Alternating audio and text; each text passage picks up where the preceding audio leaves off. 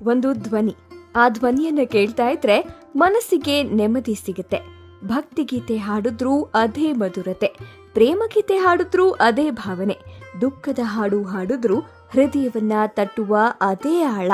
ಸುಮಾರು 6 ದಶಕಗಳಿಗೂ ಹೆಚ್ಚು ಕಾಲ ಭಾರತೀಯ ಸಂಗೀತ ಲೋಕವನ್ನ ತನ್ನ ಅಪರೂಪದ ಕಂಠದಿಂದ ಶ್ರೀಮಂತಗೊಳಿಸಿರುವ ಆ ಮಹಾನ್ ಗಾಯಕರು ಪದ್ಮವಿಭೂಷಣ ಡಾಕ್ಟರ್ ಕೆ.ಜೆ.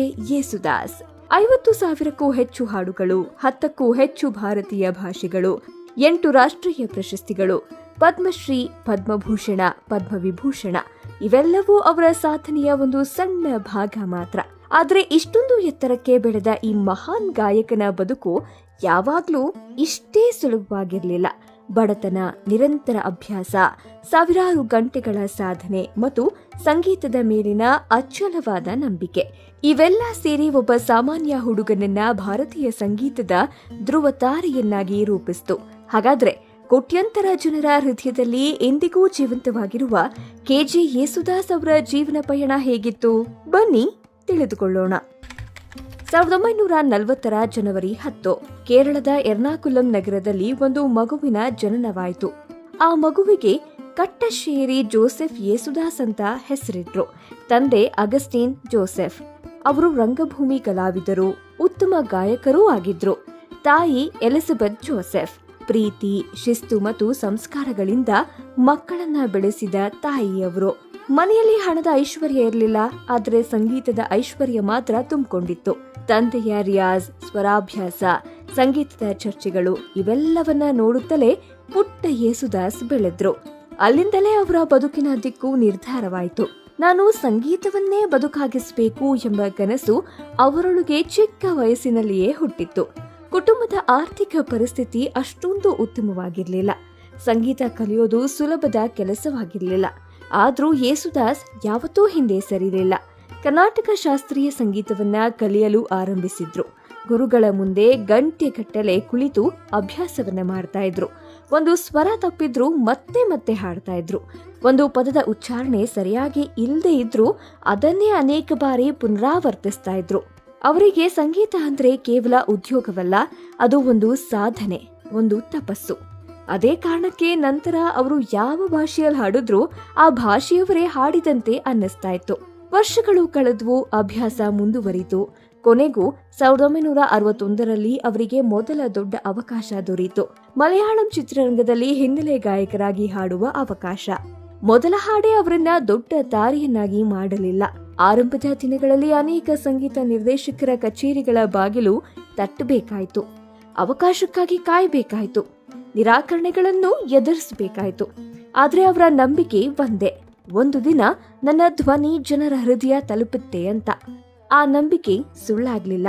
ಕೆಲವೇ ವರ್ಷಗಳಲ್ಲಿ ಮಲಯಾಳಂ ಚಿತ್ರರಂಗದ ಅತ್ಯಂತ ಬೇಡಿಕೆಯ ಗಾಯಕರಾಗಿ ಹೊರಹೊಮ್ಮಿದ್ರು. ಅಲ್ಲಿಂದ ಆರಂಭವಾಯಿತು ಒಂದು ಅದ್ಭುತ ಸಂಗೀತಯಾನ. ಮಲಯಾಳಂನಿಂದ ತಮಿಳಿಗೆ, ತಮಿಳಿನಿಂದ ತೆಲುಗಿಗೆ, ತೆಲುಗಿನಿಂದ ಕನ್ನಡಕ್ಕೆ, ನಂತರ ಹಿಂದಿ ಸೇರಿದಂತೆ ಭಾರತದ ಅನೇಕ ಭಾಷೆಗಳಿಗೆ. ಪ್ರತಿ ಭಾಷೆಯಲ್ಲೂ ಒಂದೇ ಮಟ್ಟದ ಮಧುರತೆ, ಒಂದೇ ಮಟ್ಟದ ಸ್ಪಷ್ಟ ಉಚ್ಚಾರಣೆ, ಒಂದೇ ಮಟ್ಟದ ಭಾವಪೂರ್ಣ ಗಾಯನ. ಇದೇ ಯೇಸುದಾಸ್ ಅವರನ್ನ ಇತರ ಗಾಯಕರಿಂದ ವಿಭಿನ್ನರನ್ನಾಗಿ ಮಾಡ್ತು.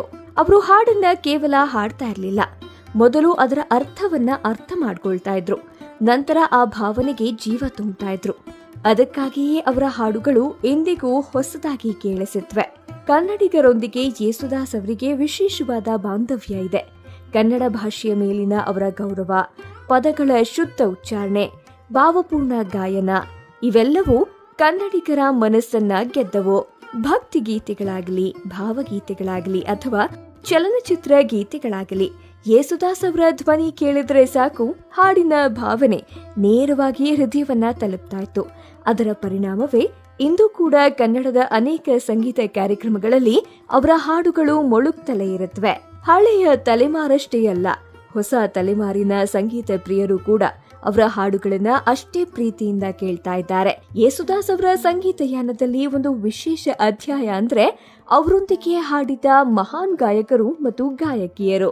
ದಕ್ಷಿಣ ಭಾರತದ ಸಂಗೀತ ಇತಿಹಾಸದಲ್ಲಿ ಅವರು ಜೋಡಿಗಳ ಬಗ್ಗೆ ಮಾತನಾಡಿದಾಗ ಮೊದಲಿಗೆ ನೆನಪಾಗುವ ಹೆಸರುಗಳಲ್ಲಿ ಒಂದು ಕೆ.ಜೆ. ಯೇಸುದಾಸ್ ಮತ್ತು ಎಸ್ ಜಾನಕಿ. ಈ ಇಬ್ಬರು ದಿಗ್ಗಜರು ಕನ್ನಡ, ತಮಿಳು, ತೆಲುಗು ಹಾಗೂ ಮಲಯಾಳಂ ಭಾಷೆಗಳಲ್ಲಿ ನೂರಾರು ಯುಗಳ ಗೀತೆಗಳನ್ನು ಹಾಡಿದ್ದಾರೆ. ಯೇಸುದಾಸ್ ಅವರ ಮಧುರವಾದ ಶಾಸ್ತ್ರೀಯ ಸ್ಪರ್ಶಕ್ಕೆ ಎಸ್ ಜಾನಕಿಯವರ ಭಾವಪೂರ್ಣ ಕಂಠ ಬೆರೆತಾಗ ಹುಟ್ಟಿದ ಪ್ರತಿಯೊಂದು ಹಾಡು ಇಂದಿಗೂ ಕೂಡ ಸಂಗೀತ ಪ್ರಿಯರ ಮನಸ್ಸಿನಲ್ಲಿ ಅಚ್ಚಳಿಯದೆ ಉಳಿದಿದೆ. ಪ್ರೀತಿಯ ಗೀತೆಗಳಾಗಲಿ, ಭಕ್ತಿಯ ಗೀತೆಗಳಾಗಲಿ, ಕುಟುಂಬದ ಭಾವನೆಗಳನ್ನ ವ್ಯಕ್ತಪಡಿಸುವ ಹಾಡುಗಳಾಗಲಿ, ಇವರಿಬ್ಬರ ಧ್ವನಿಗಳು ಒಂದಾದಾಗ ಆ ಹಾಡು ಕೇವಲ ಒಂದು ಹಾಡು ಆಗಿರಲಿಲ್ಲ, ಅದು ಒಂದು ಅನುಭವವಾಗ್ತಾ ಇತ್ತು. ಅದಕ್ಕಾಗಿಯೇ ಇಂದಿಗೂ ಅನೇಕ ಸಂಗೀತ ಕಾರ್ಯಕ್ರಮಗಳಲ್ಲಿ ಯೇಸುದಾಸ್ ಮತ್ತು ಎಸ್ ಜಾನಕಿ ಹಾಡುಗಳು ತಪ್ಪದೆ ಕೇಳಿ ಬರುತ್ತವೆ. ಇನ್ನು ಭಾರತೀಯ ಸಂಗೀತ ಲೋಕದ ಮತ್ತೊಬ್ಬ ದಿಗ್ಗಜ ಡಾಕ್ಟರ್ ಎಸ್.ಪಿ. ಬಾಲಸುಬ್ರಹ್ಮಣ್ಯಂ. ಅನೇಕರು ಇವರಿಬ್ಬರನ್ನ ಹೋಲಿಕೆ ಮಾಡ್ತಾ ಇದ್ರು. ಆದ್ರೆ ಯೇಸುದಾಸ್ ಮತ್ತು ಎಸ್.ಪಿ.ಬಿ. ನಡುವಿನ ಸಂಬಂಧ ಸ್ಪರ್ಧೆಯದ್ದಲ್ಲ, ಅದು ಪರಸ್ಪರ ಗೌರವ ಮತ್ತು ಸ್ನೇಹದ ಸಂಬಂಧ. ಒಬ್ಬರ ಸಾಧನೆಯನ್ನ ಮತ್ತೊಬ್ಬರು ಸದಾ ಮೆಚ್ಚುತ್ತಾ ಇದ್ರು. ಸಂಗೀತಕ್ಕೆ ಭಾಷೆ ಇಲ್ಲ ಎಂಬ ನಂಬಿಕೆಯನ್ನ ಇಬ್ಬರು ತಮ್ಮ ಜೀವನದ ಮೂಲಕ ತೋರಿಸಿಕೊಟ್ಟರು.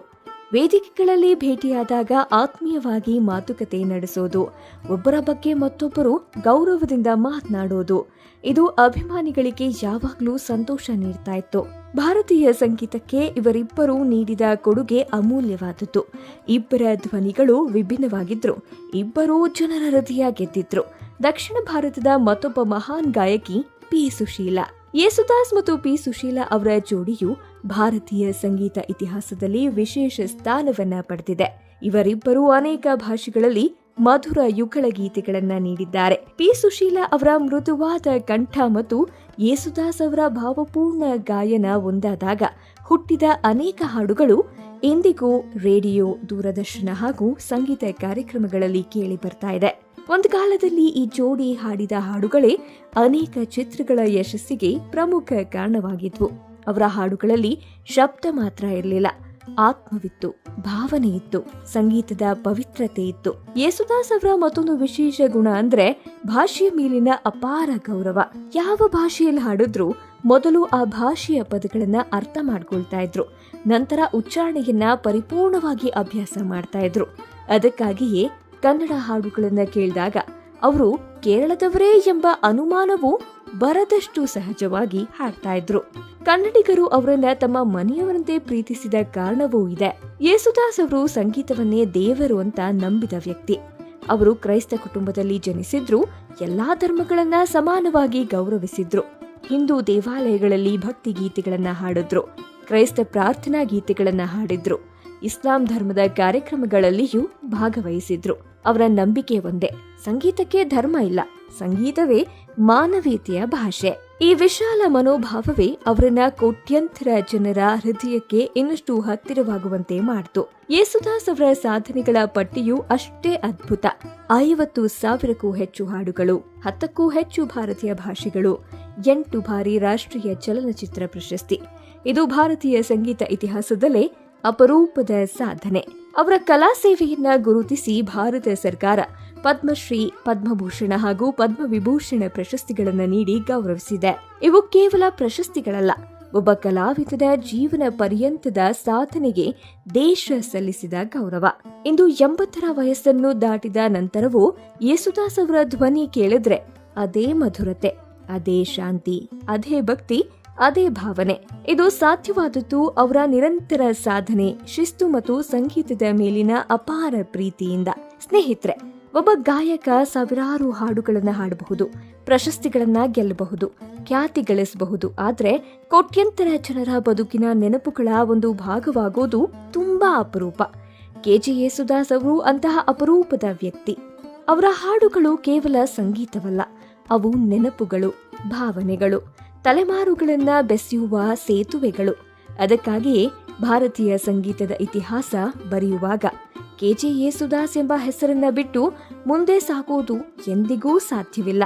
ಅವರ ಧ್ವನಿ ಇಂದಿಗೂ ಅನುರಣಿಸುತ್ತೆ, ನಾಳೆಯೂ ಅನುರಣಿಸುತ್ತೆ.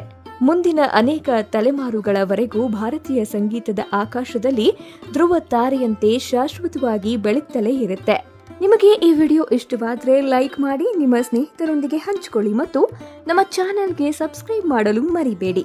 ಮುಂದಿನ ಸಂಚಿಕೆಯಲ್ಲಿ ಮತ್ತೊಬ್ಬ ಮಹಾನ್ ವ್ಯಕ್ತಿಯ ಜೀವನದೊಂದಿಗೆ ಮತ್ತೆ ಭೇಟಿಯಾಗೋಣ. ನಮಸ್ಕಾರ.